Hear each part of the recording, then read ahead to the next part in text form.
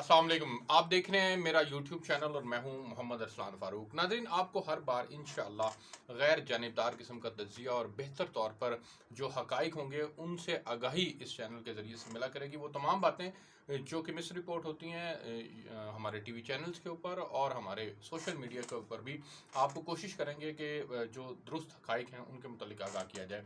आज मेरा दिन गुजरा सीएम हाउस के अंदर, वहाँ पर हमारी मुलाकात हुई जनाब सरदार मोहसिन खान लगारी साहब से, जो कि सूबाई वज़ीर आबाशी हैं। उन्होंने पंजाब और सिंध के दरमियान जो इस वक्त पानी का तनाज़ा चल रहा है उसके ऊपर एक उन्होंने अपनी ब्रीफिंग दी। हमने उनकी ब्रीफिंग को सुना। आपके सामने उनका मौक़िफ़ भी रखेंगे और फिर सिंध का मौक़िफ़ भी रखेंगे कि सिंध जो मुसलसल कह रहा है कि जी हमें पानी जो है वो कम दिया जा रहा है, हमें पंजाब कह रहा है कि हमें भी पानी कम दिया जा रहा है। हक़ाइक़ हैं क्या? कौन किसका पानी ज़्यादा इस्तेमाल कर रहा है और किसके पानी के ज़्यादा इस्तेमाल करने से किसको ज़्यादा नुकसान हो सकता है और फिर आइंदा आने वाले दिनों के अंदर मुल्क की मईशत पर इसके क्या असरात मुरतब होंगे, इसके ऊपर भी बात करेंगे। सबसे पहले मैं आपको बताऊं कि हमें पानी मिलता कहाँ से है।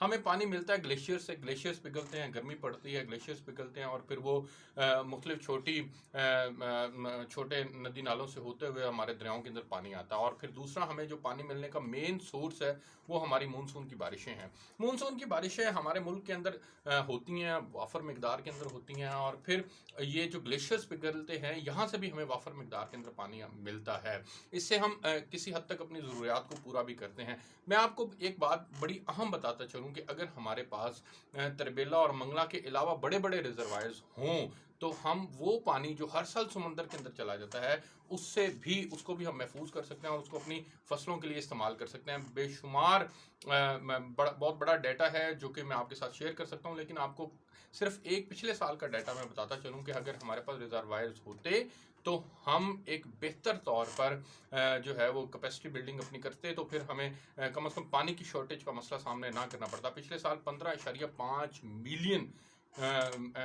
15.5 मिलियन एकड़ फुट पानी जो है वो हमने समुंदर को दे दिया और हम कोई उसकी यूटिलाइजेशन नहीं कर सके। अच्छा जी, अब आते हैं पानी के बुनियादी तौर पर मसले के ऊपर। पानी हमें जो तकसीम होती है उसकी वो इरसा हमें तकसीम करता है और हमारे पास जो रकबा मौजूद है, जिस पंजाब के पास कितना रकबा मौजूद है और सिंध के पास कितना रकबा मौजूद है, इसके ऊपर मैं आपको बताता चलूँ। पंजाब के पास 2,10,71,000 एकड़ रकबा है जिसके लिए पानी की दरकार होता है, पानी की ज़रूरत होती है। और सिंध के पास 1,20,78,000 एकड़ रकबा है जिसके लिए हमें जो है वो पानी की ज़रूरत होती है। अब हुआ क्या कि हमारे यहाँ पंजाब के पास ज़्यादा रकबा था, सिंध के पास कम रकबा था। सिंध के पास 600 मील लंबी जो हैं वो नहरें मौजूद हैं। पंजाब के पास 2600 मील लंबी नहरें जो हैं वो मौजूद हैं, उसका नेटवर्क मौजूद है। पानी हमारे पास ग्लेशियर से आता है। इस दफ़ा हुआ ये कि हमें पानी की कमी का सामना है। अब ये पानी की कमी का सामना इरसा ने जो अपनी कैलकुलेशन की उनके मुताबिक था कि हमें 10% पानी की जो है वो उसका सामना करना पड़ सकता है, कमी का सामना करना पड़ सकता है। जबकि जब सर्दियाँ इस दफ़ा तवील हो गई, गर्मियाँ लेट आई, तो वो जो उन्होंने 10% कैलकुलेशन की थी वो सिलसिला बढ़ गया और अब हमें जो रिसेंट कैलकुलेशन है उसके मुताबिक 25% पानी की कमी का सामना है। ये वो कमी है जो हमें हर साल या कमी होती थी या नहीं होती थी, या हमें अगर कमी होती भी थी तो कम होती थी, लेकिन जितनी हम पेशन गोई करते थे उसके बकदर हमें पानी मिल जाता था। लेकिन इस दफ़ा ऐसा हुआ कि ग्लेशियर्स नहीं पिघल रहे, हमें 25% पानी की कमी का सामना है। अब ऐसा इसके बाद क्या करता है, इसके बाद इसकी डिस्ट्रीब्यूशन करता है। पंजाब को जिस कदर ज़रूरत होती है उसको उसके अकॉर्डिंगली पानी दिया जाता है। सिंध को जितनी ज़रूरत होती है सिंध को उसकी ज़रूरत के बकदर पानी दिया जाता है। हमारे यहाँ इस वक्त हो क्या रहा है, हमारे यहाँ इस वक्त एग्जैक्टली ये हो रहा है कि जो पंजाब को एग्जैक्टली पानी की ज़रूरत है उसका उन्हें 22% कम पानी मिल रहा है। अच्छा, और सिंध को जो पानी कम मिल रहा है वो भी एक एग्जैक्ट फिगर है, वो 17% सिंध को पानी कम मिल रहा है। अब आपके सामने ये जो दो मैंने फिगर्स रखे हैं ये बड़े अहम फिगर्स हैं, इनको समझने की ज़रूरत है। जबकि सिंध क्लेम ये करता है कि जी हमें इस वक्त पानी का तकरीबन 39% जो है वो वाटर लॉसेस की सूरत में हमें उसका सामना करना पड़ रहा है। अच्छा, ये जो सिंध वाटर लॉसेस डिक्लेयर कर रहा है जो कि 39% है, ये सिंध के फिगर हैं। अच्छा, हो क्या रहा है, पानी ऊपर ग्लेशियर से आता है, पंजाब की ज़मीनों को सैराब करते हुए वो आगे बढ़ता है। जितना सिंध का शेयर होता है वो मुख्तलिफ बैराजों के ज़रिए से गुजरते हुए सिंध में चला जाता है। अच्छा, जब हम लॉसेस की बात करते हैं पंजाब की हद तक, तो आप हैरान होंगे सुनकर कि पंजाब में वाटर लॉसेस इस वक्त नहीं रिपोर्ट हो रहे। पानी इस वक्त एग्जैक्टली जो है वो हमारे पास मौजूद है, विदाउट एनी वाटर लॉसेस मौजूद है। क्यों वाटर लॉसेस नहीं हो रहे? क्योंकि हमारे पास जिस जगह पे वाटर लॉसेस के खदशात मौजूद होते हैं जनूबी पंजाब के अंदर, वहाँ हमें ऊपर हेड सलमान की वगैरह से जो है वो पानी अवेलेबल हो जाता है। अच्छा, जब सलमान की रेंज से हमें पानी अवेलेबल हो जाता है तो उसके बाद हमारे लॉसेस जो हैं वो पंजाब की मैं बात कर रहा हूँ वो ना होने के बराबर हैं। और जब हम सिंध के अंदर से डाटा उठाते हैं तो हमें डाटा ये मिलता है कि 39% इस वक्त सिंध के अंदर हमें लॉसेस मिल रहे हैं।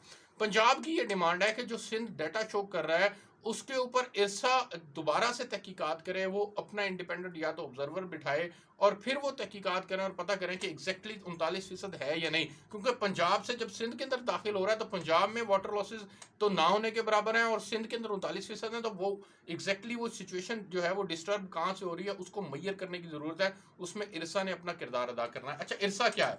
इरसा एक ऐसा अदारा है जो कि इतना बाइख्तियार है कि उसके अंदर 4 मेंबर्स मुख्तलिफ चारों प्रोविंसेस से हैं और एक मेंबर फेडरल का होता है। वो कोई भी रिकमेंडेशन दे दे तो कोई भी सूबा उन रिकमेंडेशंस के ऊपर अमल करने का लाजमी पाबंद होता है। अब इरसा जो है वो अपना किरदार अदा कर रहा है कि नहीं कर रहा है, ये एक बहुत बड़ा सवाल है। पंजाब की डिमांड ये है कि जनाब हमें अगर लॉसेस का सामना नहीं है तो फिर सिंध को क्यों लॉसेस का सामना है? तो सिंध को चाहिए कि वो फौरी तौर पर अपने लॉसेस को या तो रिकैलकुलेट करें, मुमकिन है उनको कैलकुलेशन के अंदर गलती हुई है, या फिर एक और चीज़ जो उनको देखने की है वो ये है कि वो इंडिपेंडेंट ऑब्जर्वर के जरिए से कैलकुलेट कर लें। अच्छा, जो हमारे पास फिगर्स आ रही हैं वो ये है कि सिंध को जो पानी की ज़रूरत है वो उसकी ज़रूरत के 17% कम पानी उनको दिया जा रहा है और पंजाब को अपनी ज़रूरत के 22% कम पानी दिया जा रहा है। अच्छा, इसमें एक और बारीक नुकता है जो इस वक्त एग्जैक्टली सिचुएशन जो है वो डिस्टर्ब हुई है। सिंध की फसलें अमूमी तौर पर हमें देखने में मिलती हैं कि वहाँ पहले आ जाती हैं फसलें, गर्मी का सीज़न वहाँ पहले शुरू हो जाता है, वहाँ पर समुद्री हवाएं चलती हैं जिसकी वजह से वहाँ की फसल जल्दी तैयार होकर मार्केट के अंदर आ जाती है। तो पानी भी उनको पहले चाहिए होता है, तो हमारे वाटर रिजर्वायर से उनको पानी दे दिया जाता है और उनकी ज़रूरत पूरी हो गई और इस दफ़ा भी पूरी हो गई।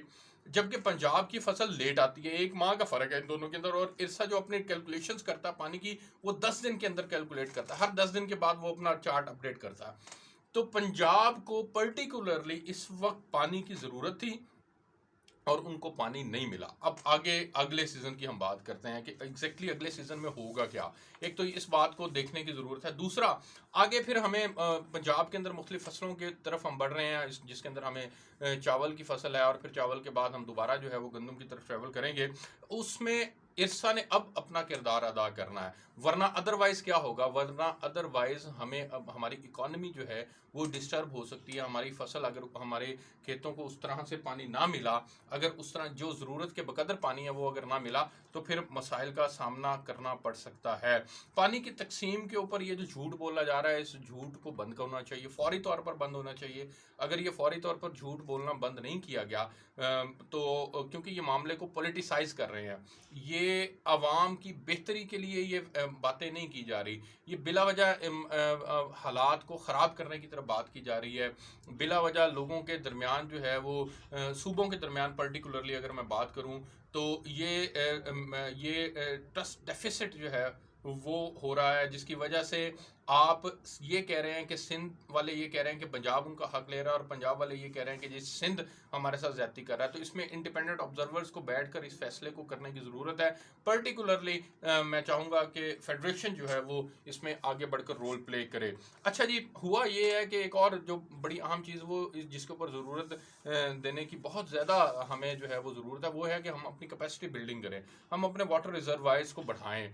हमारे यहाँ पिछले 70 साल से बदकिस्मती से अगर मैं बात करूँ तो इसके ऊपर कोई खातिर खा तवज्जो कभी भी नहीं दी गई। हमें इमरान खान साहब ने ये ख्वाब दिखलाया था कि वो एक नया पाकिस्तान बनाएंगे, एक आइडियल स्टेट होगी और उस आइडियल स्टेट के अंदर इंसान हमारी जो ज़रूरियात हैं उनको फौरी तौर पर उनकी रेमेडी के लिए इकदाम उठाए जाएंगे।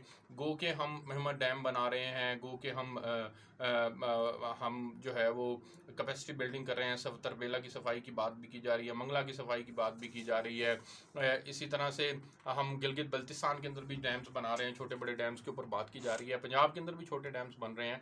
लेकिन हमें जो है वो ठोस बुनियादों के ऊपर काम करने की ज़रूरत है। नीलम झेलम गो के एक्टिव हो गया है, अच्छी बात है, लेकिन हमें बहरहाल अपनी कैपेसिटी को बढ़ाना होगा। अच्छा, एक और डैम का फ़लसफ़ा बड़ा अच्छा, बड़ी सोच, बड़ी ज़बरदस्त मुझे बात लगी सरदार मोहसिन खान लगारी साहब की। उन्होंने कहा कि डैम बुनियादी तौर पर बिजली पैदा करने के लिए डैम बनाना ज़रूरी नहीं है। डैम की ज़रूरत है एग्री बेस्ड इकॉनमी है हमारी, और पंजाब जो है वो एक उसकी लैंड, कल्टिवेटेड लैंड है, वहाँ पर हमें बहुत ज़्यादा पानी की ज़रूरत है, और वो वक्त के साथ साथ ज़रूरत बढ़ रही है, वो कम नहीं हो रही ज़रूरत, और पानी हमारे पास कम होना शुरू हो गया है। जब पानी हमारे पास कम होना शुरू हो गया तो हमें अपनी ज़रूरत के बकदर जो है वो हमें पानी को बढ़ाना पड़ेगा। मैं आपको कुछ फिगर्स देता हूँ। हमारी जो स्टोरेज कैपेसिटी है वो 30% जो है, 30% वो कम हो गई है, ये डिक्रीज़ हुई है हमारी स्टोरेज कैपेसिटी। गो के हमें स्टोरेज कैपेसिटी बढ़ानी थी, लेकिन ये बदकिस्मती से हमारी स्टोरेज कैपेसिटी जो है वो कम होना शुरू हो गई है, जो कि एक बहुत बड़ा अलार्मिंग सिचुएशन है। इस अलार्मिंग सिचुएशन से जो है वो हमें बाहर निकलना होगा। अगर हम ये अलार्मिंग सिचुएशन से तभी बाहर निकल सकते हैं जब हम डैम बनाएंगे, और हुकूमतों को इसके ऊपर बहुत ज़्यादा तवज्जो देने की ज़रूरत है। हमें तरबेला और मंगला को अब जो है वो, मेरा ख्याल है कि उसके ऊपर अपना इन्हिसार कम करना होगा। हम जो देखें, इसकी एक छोटी सी मिसाल है कि हम भैंस ख़रीदते हैं। वो भैंस हम इसलिए ख़रीदते हैं कि हमें अच्छा प्योर दूध वहाँ से मिले। हम भैंस इसलिए नहीं ख़रीदते कि उससे हमें अच्छी नस्ल का गोबर मिलेगा। तो गोबर हमारी ज़रूरत नहीं है, हमारी ज़रूरत है वहाँ से दूध लेना। तो दूध लेने के लिए हमें अच्छी से अच्छी ना सिर्फ नस्ल की गाय ख़रीदनी है, भैंसें ख़रीदनी हैं, और हमें उसके ऊपर काम करना है, ना कि हमें गोबर चाहिए। गोबर तो हमें लामहला अल्टीमेटली हमें मिल जाएगा। तो मैं ये समझता हूँ कि ये एक छोटे से फिगर से पंजाब और सिंध की ये लड़ाई नहीं है। ये बुनियादी तौर पर इफ्सा को अपना किरदार अदा करने की ज़रूरत है। मामले को पॉलिटिसाइज नहीं करना चाहिए। सिंध हुकूमत को भी जिम्मेदारी का मुजाहरा करना है, और पंजाब हुकूमत को भी अपनी जिम्मेदारी का एहसास करना है। आज के इस वीलॉग से इतना ही। आपसे कल जो है वो इंशाल्लाह एक नए मौजू के ऊपर बात करेंगे। मुझे इजाज़त दीजिए। अल्लाह हाफिज़।